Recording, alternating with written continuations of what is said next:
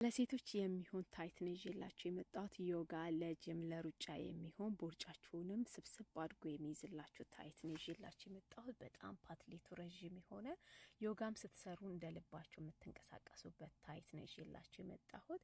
ይሄ ታይት ስትሬች ያደርጋል። በጣም አሪፍ ታይት ነው፣ ወድጃል። ኳሊቲነቱ ከኋላ ደግሞ የሆነ ዲዛይን ነገር አለው። ስትለብሱት በጣም ነው የሚያሳምረው። ዋው ብዬለታለሁ። የእውነት የጨርቁ ኳሊቲነት ስትሮጡበትም ምቾት ያለው ነው። በጣም ጨርቅነት በጣም የሚያምር ነው። ፓትሌት ረዥመኔቱ እዚህ በቃ ላይ እውነት በጣም በጡት ማሳያችሁ ድረስ ነው የሚሆነው።